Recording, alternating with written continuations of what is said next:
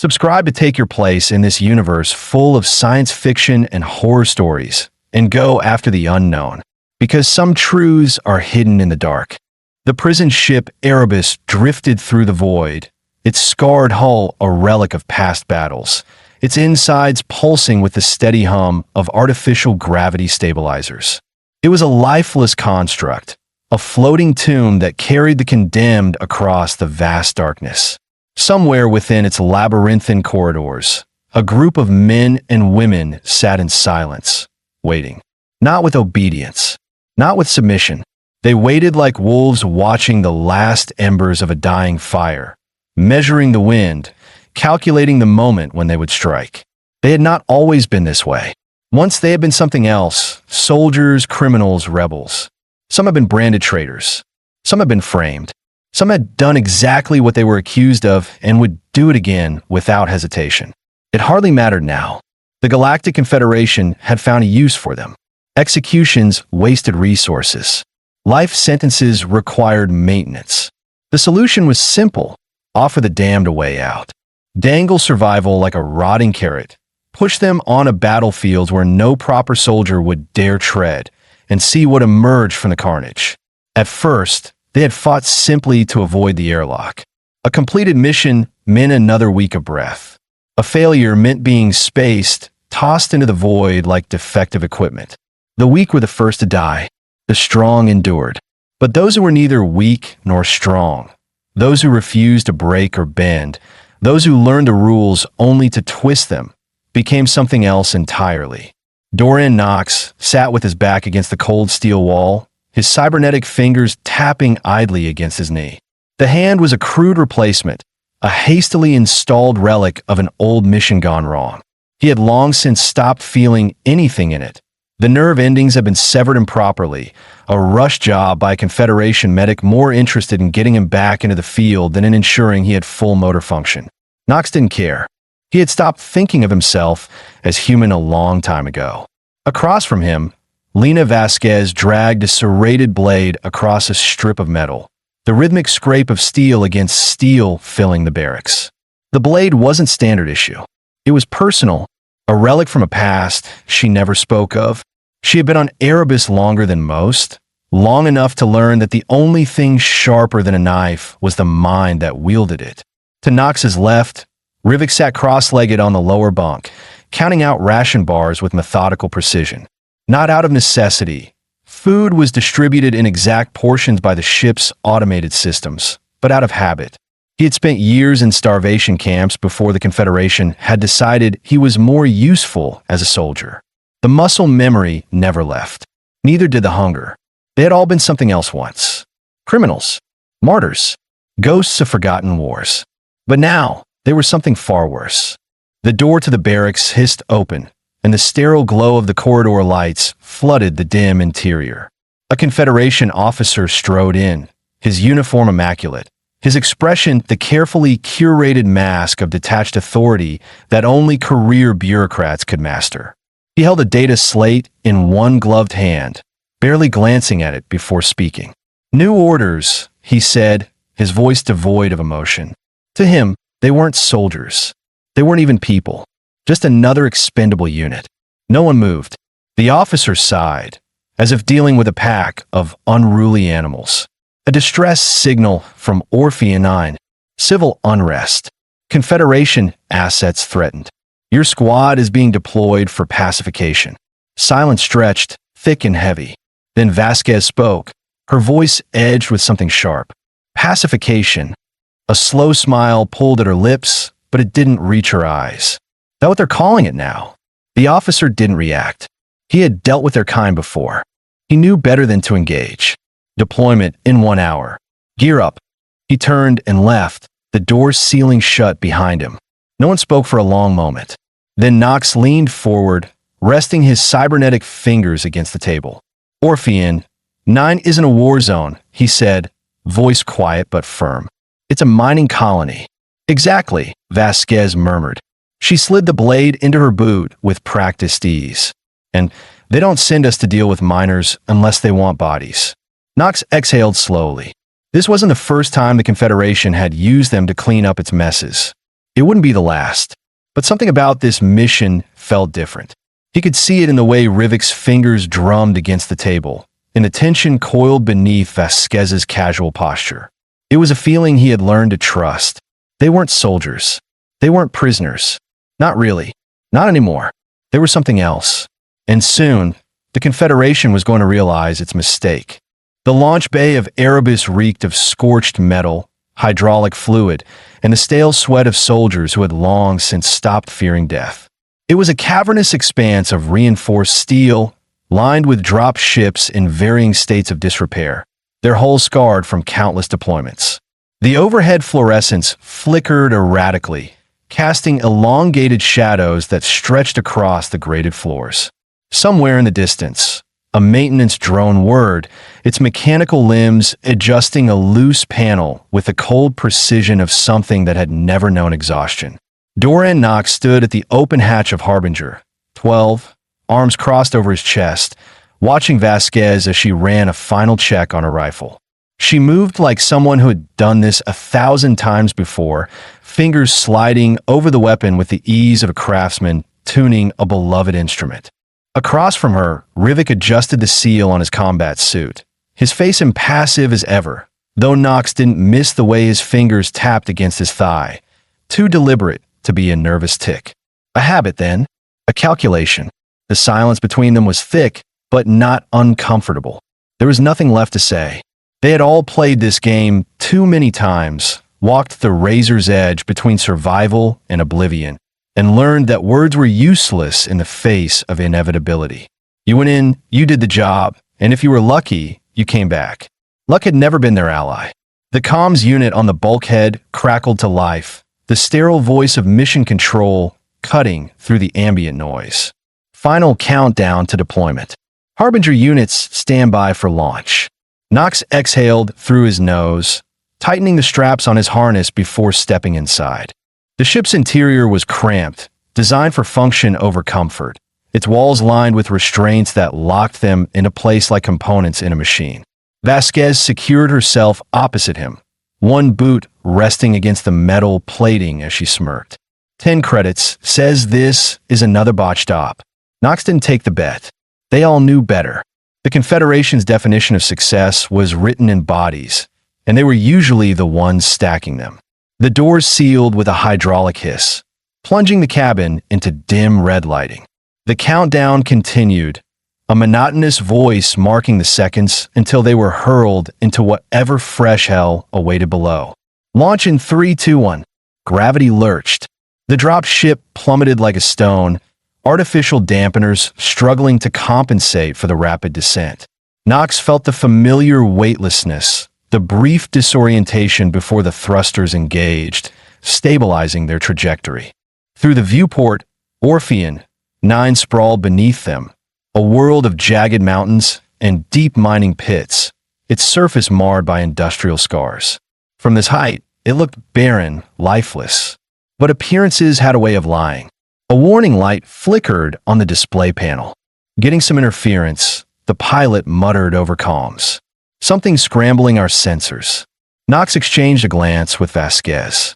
Mining colonies didn't have the kind of tech needed to disrupt military-grade scans. Harbinger, 12, confirmed visual on the drop zone. Silence. Knox's jaw tightened. The pilot wasn't responding. Harbinger, 12, acknowledge. Static.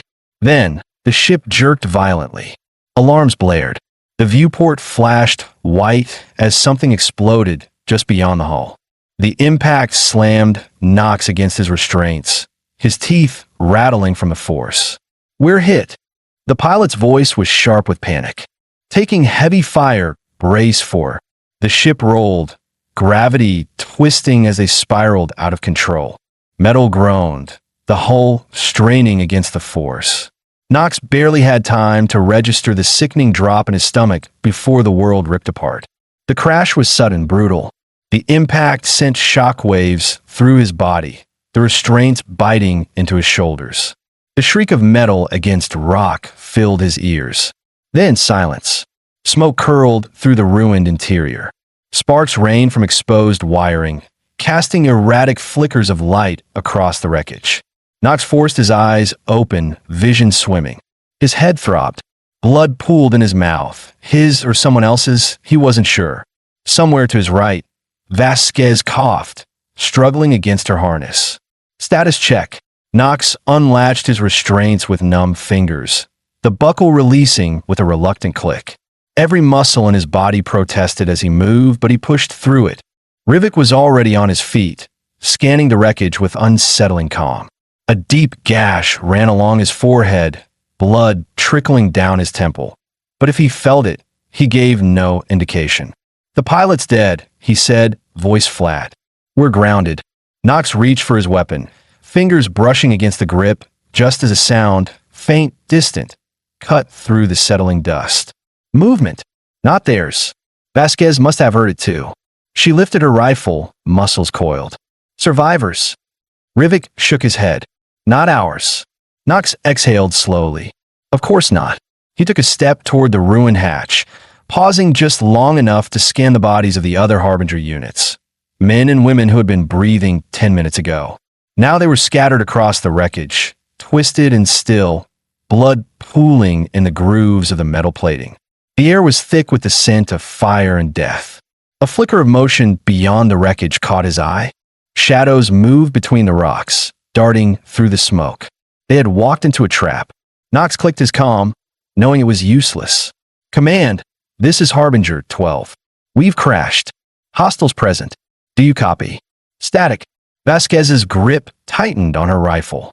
"I hate when I'm right." Knox didn't answer. His focus was locked on the shifting silhouettes creeping closer, the firelight catching the gleam of weapons in their hands. Mining colonies didn't have armies. They didn't have jamming technology. And they sure as hell didn't have ground-to-air weapons capable of taking down a military dropship. Then he saw it. A body half buried under wreckage. Its armor different from theirs, the insignia barely visible beneath the dirt and blood. Not a miner. Not a civilian. This wasn't a riot. This was war. Knox pressed his back against the twisted wreckage of Harbinger 12, steadying his breath as the heat from the burning drop ship washed over him. The smoke rising into the air carried the sharp tang of melted metal, scorched insulation, and something worse, the unmistakable scent of charred flesh. The wreckage groaned, cooling in the open air of Orphean 9, its twisted frame half buried in the rocky terrain. The impact had carved a shallow crater into the earth, scattering debris across the barren landscape like discarded bones. Beyond the ruin of their ship, the colony stretched out in bleak devastation. Mining operations had carved deep wounds into the planet's crust, leaving behind sprawling pits and skeletal refinery structures. Towering slag heaps loomed over the wreckage, shifting in the dry wind like unstable dunes of iron and ash. The ground was uneven, cracked from decades of excavation, riddled with half-collapsed tunnels and rusting machinery left to decay. But none of that mattered now. Knox wasn't looking at the ruins of industry. He was looking at the shadows moving between them. They were out there, watching, waiting. Figures flitted between the wreckage and slag piles, keeping their distance, moving with practiced efficiency. Not scavengers. Not desperate miners fighting for scraps. These are soldiers. His grip tightened around his rifle as he slid lower behind cover. They had walked into a war, and no one had told him. A tap against his shoulder made him turn. Vasquez had crouched beside him, her rifle angled low but ready. A streak of blood, not hers, darkened the side of her neck, but she either hadn't noticed or didn't care. "Well," she murmured, her voice just above a whisper, "our welcoming party is a little better equipped than your average pissed-off miner." Knox didn't answer. He knew she wasn't expecting him to. His gaze flicked to Rivik, who had taken cover behind a half-buried support beam.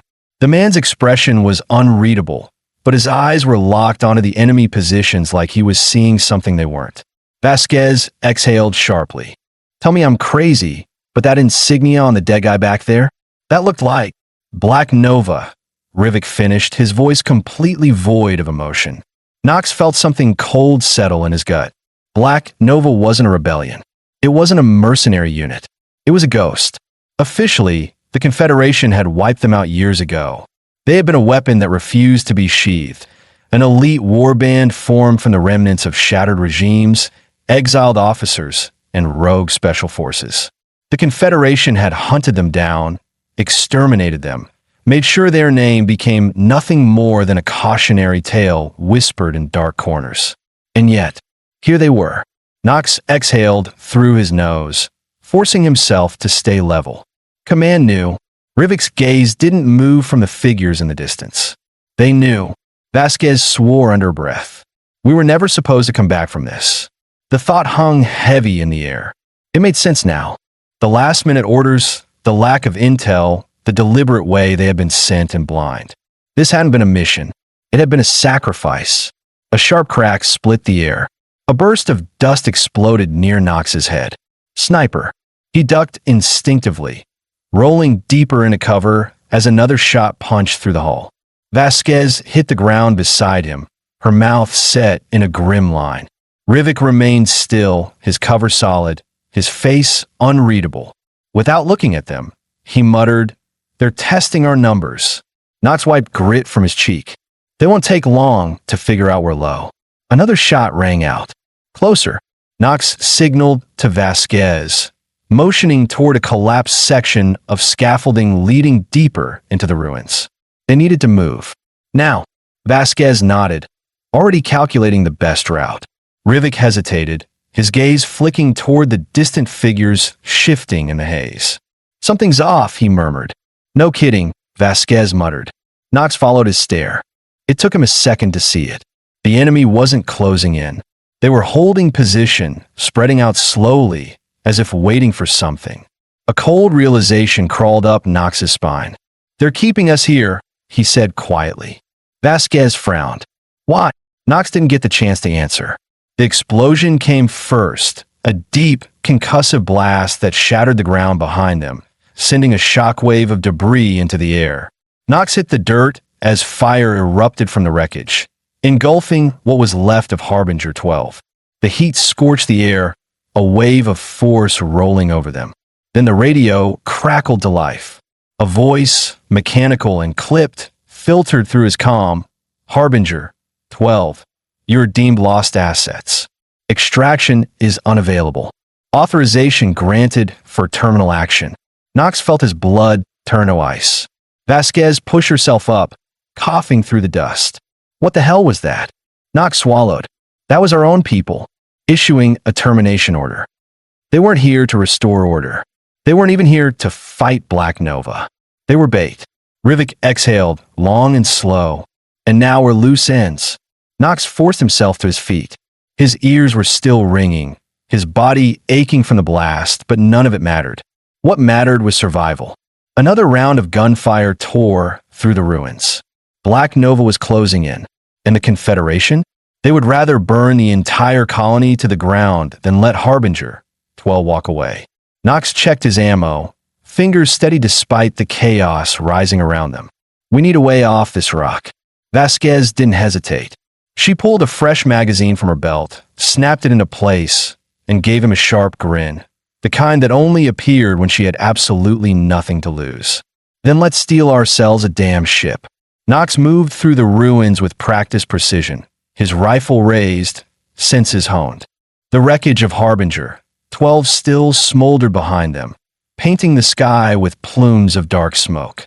The air reeked of scorched metal, charred flesh, and the acrid bite of fuel leaking from ruptured tanks. The fires hissed against the cracked earth, their glow casting jagged shadows across the fractured landscape. Somewhere beyond the wreckage, Black Nova hunted them. Nox could feel it, the weight of unseen eyes, the deliberate silence. The enemy was out there, moving through the slag fields, keeping pace. The ambush had been precise, efficient, a predator toying with its prey. Vasquez had taken point, moving low through the ruins of what had once been a supply depot. The skeletal remains of prefabricated buildings loomed around them, their metal frames buckled from time and disrepair. Rivik trailed behind, scanning their six, his rifle cradled in his arms, unreadable as ever. Nox motioned forward, signaling Vasquez to halt. They took cover behind the remains of an overturned transport vehicle, its wheels buried in the dirt, its cabin scorched beyond recognition. "We're being followed," Knox murmured. Vasquez didn't look surprised. She wiped a streak of dust from her cheek, exhaling through her nose. "Yeah, I was waiting for you to say it first." Rivik crouched beside them, resting his back against the rusted hull. His voice was calm, measured. "They're studying us." Knox glanced at him. "How do you know?" Rivik didn't answer immediately. He adjusted his grip on his rifle, tilting his head slightly as if listening to something beyond the range of normal hearing. Finally, he spoke. "They could have finished us at the wreckage, but they didn't." Knox processed that. It was true. Black Nova had superior numbers, a tactical advantage, and the element of surprise. So why weren't they striking? Vasquez shifted uncomfortably. What the hell are they waiting for? Knox didn't have an answer, and that bothered him more than the enemy itself. A distant crack split the air, a single, sharp gunshot. Not aimed at them, but close. Too close. The three of them exchanged glances. Rivik was the first to speak. "That wasn't ours." Knox peered over the edge of their cover. Through the jagged remains of collapsed structures, figures moved. Not Black Nova. Civilians. Survivors. There were at least a dozen of them, darting between cover, moving fast. Some carried makeshift weapons, rebar, tools, a few old-model pulse rifles. Miners, not soldiers. Their movements were frantic, uncoordinated. They were running from something. And then Knox saw what? A Black Nova operative emerged from the dust, moving with brutal efficiency. His armor was matte black, stripped of insignia, except for a single red mark along the left pauldron, a tally. Knox didn't need to guess what it counted. The operative raised his rifle, took careful aim at the slowest miner, and pulled the trigger. The man dropped. Vasquez swore under breath. Son of a... Knox was already moving. He rose from cover, leveled his rifle, and fired. The shot tore through the air, striking the Black Nova operative center mass. He staggered, armor absorbing most of the impact, but Knox followed up with a second shot. Headshot. The soldier crumpled, his body hitting the dirt in a lifeless heap. The other miners froze, startled by the sudden intervention. Then the gunfire erupted. More Black Nova soldiers materialized from the ruins, weapons blazing. The miners scrambled, returning fire with whatever they had. It wasn't enough. Knox ducked back into cover as a barrage of plasma, rounds chewed through the rusted transport. "We need to move," Rivik said, voice still infuriatingly level. Knox scanned the battlefield. The miners wouldn't last another minute. The Black Nova soldiers were methodical, moving in formation, cutting off escape routes. It wasn't a fight. It was execution. He made a decision. "Cover fire," Knox ordered. "We're getting them out of here." Vasquez didn't hesitate. She rose from cover, laying down suppressive fire, forcing Black Nova to take defensive positions. Knox followed, moving swiftly toward the survivors. "Move!" he barked at the miners. "Now!" Some hesitated, but the sheer authority in his voice jolted them into action.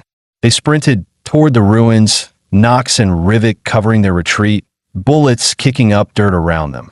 One of the miners, a woman, younger than Knox expected, grabbed his arm as he passed.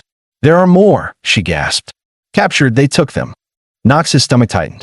Of course they did. A plasma bolt streaked past his head. No time to think. They reached the shelter of a half-collapsed refinery tower, metal groaning under its own weight. The miners pressed against the walls, catching their breath. Vasquez checked her magazine, swore. "We're not going to last another round of that." Knox turned to the woman. "Where?" She swallowed hard, then pointed toward the northern sector of the colony. The old processing plant. Knox knew it. Massive, abandoned, full of places to hold prisoners. Vasquez caught his expression. "You're thinking about going after them." Knox didn't answer immediately. He should have been thinking about escape, about getting off this rock before the Confederation sent another strike to clean up their mistake. But he wasn't. He was thinking about what Black Nova did to prisoners. And he wasn't leaving anyone behind to find out. Knox chambered a fresh round. "We're not done yet." Knox led the way through the ruins, his rifle steady, his mind sharper than it had been in years. The old processing plant loomed ahead, a crumbling husk of metal and glass, half swallowed by the shifting dust of Orpheonine. It had once been the heart of the colony, where raw ore was broken down, purified, packed, and shipped off-world. Now, it was nothing but a graveyard of rusted conveyors and shattered machinery, long abandoned by the corporations that had bled this world dry. But Black Nova had turned it into something else. The windows were dark. The only movement came from the wind, dragging debris through the skeletal remains of the refinery towers. It looked deserted, but Knox had spent too many years in war zones to trust silence. He crouched behind the remains of a transport hauler, motioning for the others to halt. Vasquez knelt beside him, her breathing slow and controlled. Rivik positioned himself slightly behind, keeping watch over their rear. The rescued miners clustered farther back, anxious and exhausted, but too afraid to speak. Knox exhaled. Guards?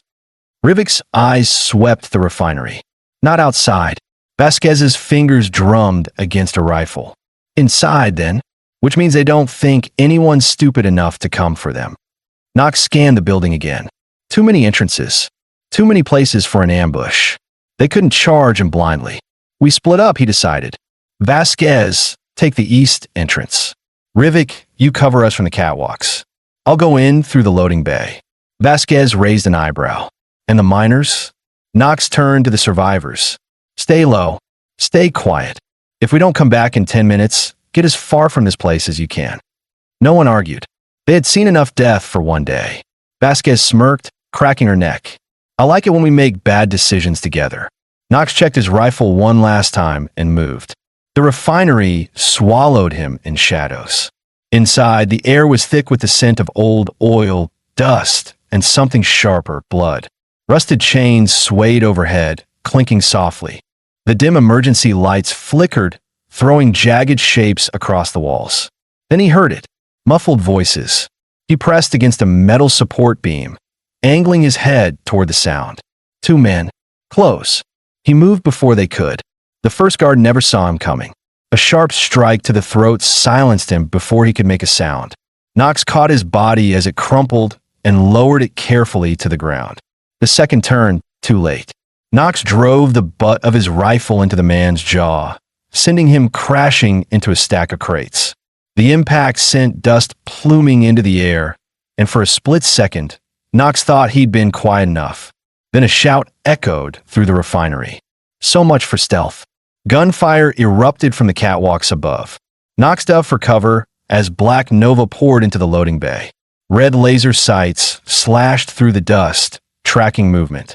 Then a sniper shot cracked through the air, and one of the enemy soldiers dropped from the railing, blood spraying against the wall. Rivik had taken position. Knox didn't waste the opening. He pivoted from cover, rifle bucking against his shoulder as he fired into the chaos. Black Nova had numbers, but they hadn't expected a counterattack. Through the gunfire, he heard them. The prisoners. A set of heavy containment doors stood partially open at the far end of the refinery. Beyond them, voices. Panicked. Pleading. Knox pushed forward. Vasquez's voice crackled in his calm. You hearing that? Yeah. Then let's go break open a door. They fought their way through, cutting down soldiers as they moved. A final Black Nova operative lunged from the shadows, catching Knox off guard. The two collided hard, tumbling against a rusted conveyor belt. The operative was fast, strong, trained. Knox barely dodged the first strike, a knife arcing toward his throat. He caught the attacker's wrist, twisting sharply. The blade clattered to the floor. The operative responded instantly, driving a knee into Knox's ribs, knocking the wind from his lungs. Knox gritted his teeth and slammed his forehead into the man's nose.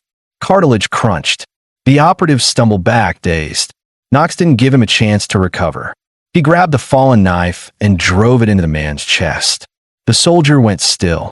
Knox pulled the blade free, wiping it against his sleeve. His breath was ragged, pulse hammering. No time to think. He turned toward the doors. Rivik had already reached the control panel, his fingers working over the rusted keys.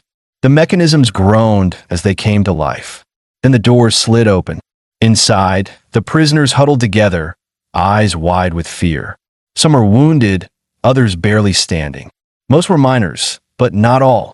Knox saw military gear, Confederation colors. Soldiers. Vasquez stared at them. Well, that's unexpected. A woman stepped forward. She was older, lean muscle and sharp eyes. She didn't look afraid. She looked angry. You're not Black Nova, she said. Knox lowered his weapon. No, and neither are you. The woman held his gaze. Not yet. Knox frowned. What the hell does that mean? Before she could answer, alarms shrieked through the refinery. Rivik cursed. More incoming. Vasquez spun toward Knox. We are officially out of time. Knox looked at the woman. You want out? She smiled. It wasn't friendly. Thought you'd never ask. She turned to the prisoners. Arm up. We're not running. We're finishing this. And just like that, the hunted became the hunters. Knox had been in firefights before, too many to count, too many to forget. But this one felt different. It wasn't just survival anymore. It was war. And for once, it wasn't the Confederation's war. It was theirs. The refinery trembled under the weight of conflict. Gunfire cracked through the steel corridors, ricocheting off rusted beams and shattered equipment. Smoke curled in thick plumes, blurring the figures that darted through the wreckage. Black Nova had come in force now. No longer the patient hunters they had been, they moved aggressively, methodically, trying to reclaim the prisoners before they could escape. But Knox had stopped thinking of them as prisoners. He vaulted over an overturned storage crate, landing hard, rifle raised. Two Black Nova soldiers emerged from the shadows, their weapons sweeping for targets. Knox fired before they could react. Two clean shots, center mass. The first crumpled instantly. The second staggered, trying to return fire, but Vasquez's bullet took him through the throat before he could pull the trigger. From above, Rivik worked the catwalks, his sniper fire precise, turning Black Nova's own elevated positions into death traps. The freed captives, no longer unarmed, fought alongside them. Miners wielded salvaged rifles with grim determination, some using plasma cutters as makeshift weapons. The former soldiers among them, men and women who had once fought for the Confederation before being discarded, moved with trained efficiency. At their head, the woman Knox had spoken to stood like a commander reclaiming her army. Keep pushing, she shouted. They think they can contain us. Prove them wrong. Knox moved toward her, dropping into cover beside a rusted conveyor belt. You never said who you were, he said between breaths, reloading. The woman didn't take her eyes off the battle. Does it matter? Knox frowned.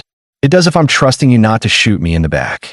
She finally looked at him, a sharp grin cutting through the grime on her face. Juno Hale, former Confederation, former prisoner, current pain in their ass. She jerked her chin toward the battle. We finish this, we walk out of here. Agreed. Knox nodded. A tremor rocked the refinery, not from weapons fire, but something deeper. A vibration through the walls, a warning Knox had learned to recognize. Vasquez's voice snapped through the comms. Tell me that wasn't what I think it was. Knox turned toward the far end of the refinery, toward the massive blast doors leading to the main transport bay. They had been sealed shut when they arrived, meant to keep prisoners in. Now they were shaking. Someone was forcing them open from the outside. Knox's blood ran cold. They called in reinforcements. Juno cursed. How much time do we have? Rivik's voice came through, calm as ever. Less than a minute. Heavy transport. Military grade. If we're still here when those doors open, we don't walk out. Knox made a decision. We take their ship. Juno stared at him. You're insane. Vasquez grinned. He's insane, but he's not wrong. The idea was reckless. Stupid. It was also their only way off the planet. Rivik, Knox said, can you slow the doors? A pause. Then, for 30 seconds. Maybe. Do it. Juno turned to her people. You heard the man. We take that damn ship. They moved fast. Through the smoke and fire, past the bodies and the blood, they ran. Black Nova had realized their plan, but too late. They pushed through the refinery's final corridor, emerging into the transport bay. The ship was there, a Confederation dropship, its engines cycling, preparing for landing. It was larger than Harbinger. 12 had been, built for carrying troops and supplies. Now, it was going to carry something else, rebels. Black Nova rushed to stop them. Knox and Vasquez dropped to cover, returning fire. Juno's people fought viciously, pushing forward with the fury of those who refused to be caged again. Rivik's voice cut in. Doors are breaking. They had seconds. Knox didn't hesitate. He sprinted toward the dropship, weaving through incoming fire. A Black Nova soldier stepped into his path, too slow. Knox caught him by the armor strap, drove his rifle but into his face, and kept moving. Vasquez was at his side, covering him. We better know how to fly this thing. Knox didn't answer. One problem at a time. They reached the ship's ramp. The Confederation pilot inside barely had time to turn before Juno shot him between the eyes. Knox didn't flinch. That answers that. He jumped into the cockpit, scanning the controls. Familiar enough. His fingers moved instinctively, flipping switches, bypassing security protocols. The ship hummed to life. Behind him, the bay doors gave way.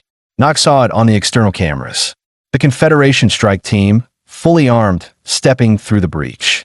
If it got onto the ship, it was over. Juno yelled from the cargo hold. We're all in. Do it. Knox didn't wait. He fired the engines. The dropship lurched as its thrusters ignited, kicking up debris. The strike team opened fire, bullets pinging off the hull as it began to rise. A missile lock alarm blared, too late. Knox jerked the controls, sending the ship into a steep climb. The missile streaked beneath them, missing by meters. They broke through the smoke into open sky. For the first time since they landed on Orpheum 9, they were free. Knox exhaled, letting the tension drain just slightly. Vasquez clapped him on the shoulder. Not bad, boss. Juno leaned against the cockpit doorway, arms crossed. Now what? Knox stared out at the stars. The Confederation had tried to erase them. They had failed. He turned to the others. Now, he said, we make them regret it.